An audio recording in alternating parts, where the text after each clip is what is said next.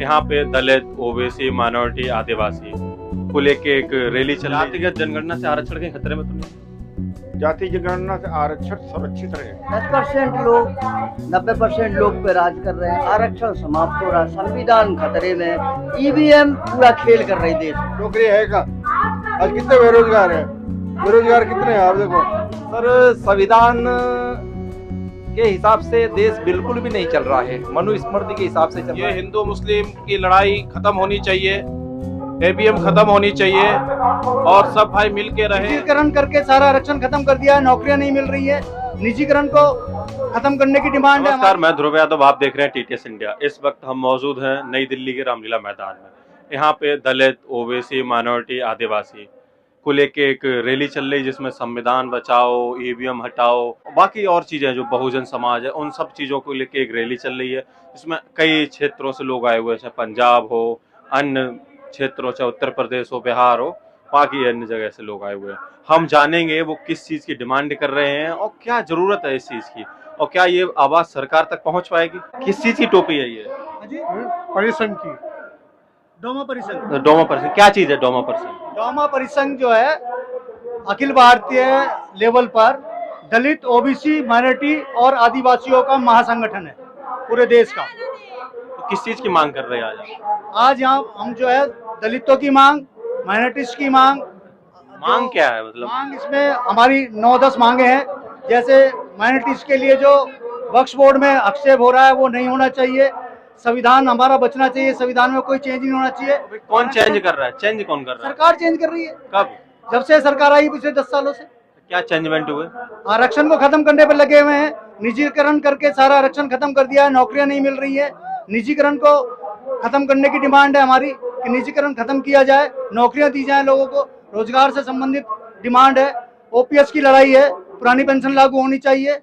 ये पुरानी पेंशन को लेकर सरकार ने पिछले दिनों में कुछ कहा तो था कि कहा था कि एनपीएस की जगह यूपीएस बनाया था। हाँ। वो उससे भी बड़ा जहर है। एनपीएस क्यों? यूपीएससी बड़ा जहर है, उसमें ज्यादा फर्क नहीं है, बस उसका नाम चेंज किया गया है और जो बदलाव किए भी गए हैं वो सरकारी कर्मचारी के हित में बिल्कुल नहीं है। हम यही कह रहे हैं, हमारा कब्रिस्तान बचाया जाए, मस्जिदें बचाया जाए, मुसलमान खतरे में है। ये मोदी हिंदू मुस्लिम कर रहे हैं, वो इंसानियत पे नहीं जा रहे कि हिंदू मुसलमान सब भाई भाई है। वो ये नहीं चाहता, वो बस कहेगा कि हिंदू है ये मुसलमान है, बस यही वो लड़ाई लगा रहे हैं। वो मोदी सिर्फ लड़ाई लगवा रहे हैं। हमारा इंसाफ चाहिए कि हमारा कब्रिस्तान बचे, हमारा मस्जिद मदरसा ये सब सेफ रहे। इसके लिए आप इस रैली में शामिल हो। इसीलिए आपके क्या मत है? वही बात हमारा भी है। क्या आप अपने मुंह से बताओ? मस्जिद मदरसा वो सब बचना चाहिए, मुसलमान मिलकर रहना चाहिए। क्या नाम है सर आपका? सर, संजय राय। कहाँ से आए हैं आप? सर, मध्य प्रदेश, उज्जैन से। किस बांध से आए? सर, हम लोग बाई ट्रेन से आए हैं। हमने जैसे ही सूचना मिली कि रैली है आज की तारीख की, तो हमने टिकट बुक करवा लिए थे। हम लोग 20-22 लोग आए हैं। क्या आपका क्या मुद्दा है? सर, एक तो महंगाई का मुद्दा है, एक ईवीएम बंद होना चाहिए चुनाव में, बैलेट पेपर से चुनाव होना चाहिए। झारखंड में जीत सही नहीं लगी? सर, छोटे राज्य हमेशा बीजेपी अपने हाथ से निकालने का, इसलिए क्या शंका कम हो। 1000 से 2000 वोट के अंतर से ईवीएम में 100% घोटाला होता है और संविधान के अंदर भी छेड़छाड़ नहीं हो, इसलिए हम लोग सब आए हैं। और क्या मांगे हैं आप? संविधान में कौन छेड़छाड़ कर रहा है? सर, संविधान के हिसाब से देश बिल्कुल भी नहीं चल रहा है, मनुस्मृति के हिसाब से चल रहा है, क्योंकि मैं खुद ग्रामीण क्षेत्र से आता हूँ। जैसे कोई एग्जाम्पल बताइए, कोई बात एग्जाम्पल बताइए। सर, छुआछूत अभी तक खत्म नहीं हुई है और संविधान में छुआछूत का कहीं स्थान नहीं है और मनुस्मृति में स्थान है छुआछूत का, इसलिए संविधान पूरी तरह से लागू होना चाहिए। यदि 100% संविधान लागू हो गया तो मैं नहीं मानता कि छुआछूत होगी। आप ये कहना चाह रहे हैं कि 70-75 सालों में अभी तक संविधान पूर्ण रूप से लागू नहीं हुआ? नहीं हुआ सर, बिल्कुल नहीं हुआ। क्या नाम है बेटा आपका? कहाँ से आया? उड़ीसा। उड़ीसा। तो किस पर्पज से आया? क्या वजह है? उड़ीसा से आ रहा है। मतलब क्या वजह क्या है उड़ीसा से आने की? क्या मुद्दे हैं? और रैली के आया हूँ। रैली में आए हैं। क्या मांगे हैं आपकी? हाँ?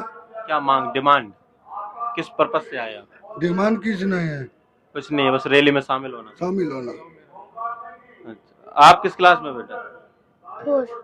आप भी रैली में शामिल होने आए हैं? आपको पता है किस चीज की रैली है? चलिए ठीक है। आप कहाँ से आए हैं? मैं उज्जैन मध्य प्रदेश। क्या पर्पज है आपका इस रैली में आने का? संविधान बचाओ महारैली, वक्फ बोर्ड बचाओ, ये ठेकेदारी प्रथा बंद होना चाहिए, सरकारी पदों पर बहाली होना चाहिए, ईवीएम बंद होना चाहिए। हम बड़ी बड़ी बात करते हैं टेक्नोलॉजी की, लेकिन क्या हो रहा है कि बड़े जो देश हमसे टेक्नोलॉजी मांगे वो खुद पोस्टल बैलेट से चुनाव करवा रहे हैं। इस देश की लगभग पार्टियां चाह रही है कि पोस्टल बैलेट से चुनाव होना नहीं, तो फिर एक किसी व्यक्ति विशेष पार्टी को क्या दिक्कत है? हम चाहते हैं कि पोस्टल बैलेट से चुनाव होना चाहिए, देश में ठेकेदारी प्रथा पूर्ण रूप से खत्म होना चाहिए, इस देश के संविधान के साथ छेड़छाड़ नहीं होना चाहिए, आरक्षण को 9वीं अनुसूची में डाला जाना चाहिए। अच्छा, जातिगत जनगणना को लेकर क्या विचार है आपका? पूर्ण रूप से जातिगत जनगणना होनी चाहिए। सुप्रीम कोर्ट ने बोल दिया ये जाति सक्षम, ये जाति निम्न, तो कैसे? पहले गणना तो करे। और इस देश में बहुसंख्यकों की आबादी को दबाया जा रहा है। जब जनगणना हो जाएगी तो हमें पता चलेगा कि हमारा स्तर क्या है, हमारा हिस्सा कौन सा है। जातिगत जनगणना से आरक्षण कहीं खतरे में तो नहीं है? नहीं, जातिगत जनगणना से आरक्षण से कोई खतरा नहीं है भाई। SC ST OBC जनरल जितना भी है वो सब गिना जा रहा है, बस उसमें कोई खतरा वाली बात ही नहीं है। क्या मुद्दा है सर आज की रैली? आज का है आरक्षण बचाओ, संविधान बचाओ, जाति जनगणना, ईवीएम हटाओ, वक्फ बचाओ, ये हमारे प्रमुख मुद्दे। देखो, मुझे हटाओ ईवीएम कहती है, मुझे हटाओ। इधर संविधान कहता है कि मुझे बचाओ। अच्छा, जातिगत जनगणना से आरक्षण कहीं खतरे में तो नहीं है?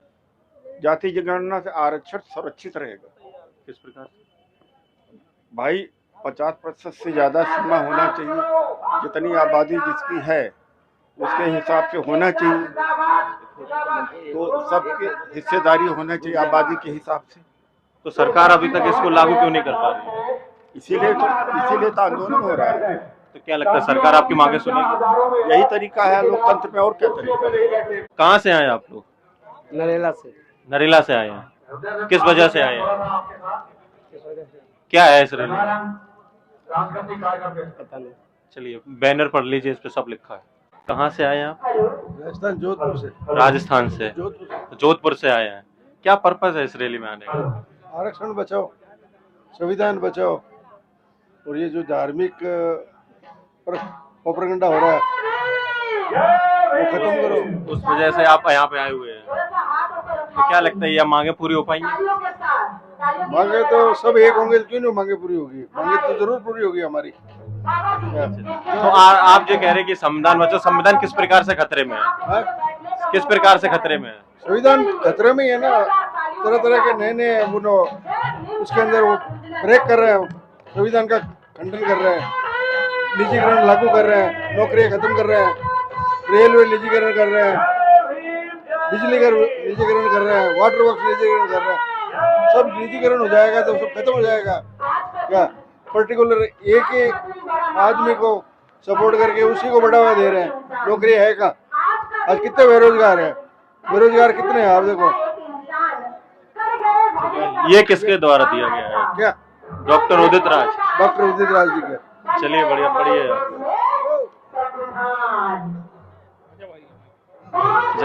कहाँ से आए हैं आप? आप कहाँ से आए हैं? सागर MP। मध्य प्रदेश से। इस महारैली में आने का क्या उद्देश्य है आपका?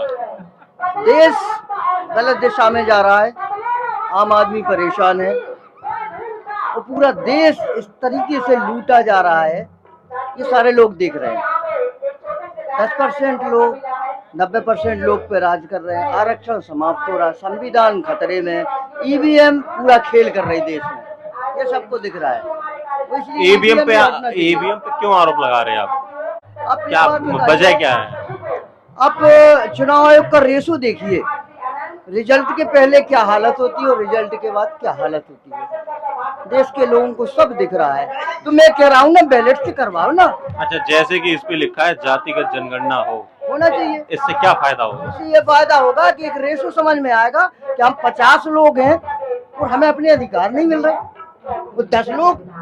आप ये बताइए, आरक्षण लेने के लिए सारे लोग, एक 10% का आरक्षण व्यवस्था भी देश में लागू हो गई, वो लोग जो आरक्षण का विरोध कर रहे हैं वो भी आज आरक्षण ले रहे हैं। जैसे कि हम आप जानते हैं कि अभी देश में धर्म को लेके वो लड़ाइयाँ चल रही, फिर कि जब जातिगत जनगणना हो, कहीं ऐसा ना हो कि जाति को लेके लड़ाइयाँ होने लगे। होगी नहीं, जातियां जिस दिन एक हो जाएंगी उस दिन धर्म अपने आप पीछे हट जाएगा। जाति जनगणना से जातियों के बीच बंटवारा तो नहीं हो जाएगा? नहीं होगा, नहीं होगा। उससे एक ये रेशो बन जाएगा कि किस जाति, आप संवैधानिक व्यवस्था देखिए, वर्षों से संवैधानिक व्यवस्था पे ये देश चला आ रहा है। पिछले 20 वर्षों में क्या हो गया इस देश में कि हम पतन की ओर जा रहे हैं। विकास तो कर रहे हैं पर पतन की ओर भी तो जा रहे हैं। क्या नाम है आपका? MD अल्ताफ हुसैन, कहाँ से आए आप? नरेला से। क्या मुद्दे हैं आपके इस रैली में? इस रैली में मुद्दा यही है कि भाईचारा, एकता हो, आपस में सब, हमारे हिंदुस्तान ये सेक्युलर मुल्क है, आपस में सबको मिलके रहना है, मिलके चलना है। ये हिंदू मुस्लिम की लड़ाई खत्म होनी चाहिए, ABM खत्म होनी चाहिए और सब भाई मिलके रहे। हर चीज, मंदिर मस्जिद की इबादत मुसलमान करे, मंदिर की इबादत हिंदू भाई करे, किसी को तोड़ फोड़ ना हो, हर चीज संविधान के मुताबिक चले। अभी लोग जो जात को, धर्म को लेकर लड़ रहे हैं, कहीं ऐसा ना हो कल को जात को लेकर लड़ने लगे? नहीं तो ये गलत है ना। यहाँ की हर मुसलमान ने भी कुर्बानी दी है, सिख ने भी दी है, ईसाई ने भी दी है, हिंदू भाई ने भी दी है। इस देश के लिए हर शख्स ने लड़े हैं।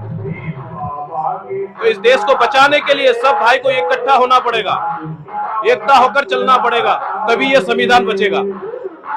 अभी तक आपने देखा, मैंने लोगों से बात की, उनकी समस्याएं सुनी कि क्या पर्पस था उनका यहाँ आने का। लोग पंजाब, उड़ीसा, मध्य प्रदेश, राजस्थान से यहाँ आए हुए हैं, इस महारैली में शामिल हुए हैं और अपनी मांगें रखी हैं। खासकर दिल्ली के आसपास की महिलाएं भी आई हुई हैं, वो जो भी समस्याएं उन्होंने वो जाहिर की और बताई हैं। कैमरामैन विक्रम बिंदांजू के साथ मैं ध्रुव यादव, आप देख रहे TTS इंडिया। धन्यवाद।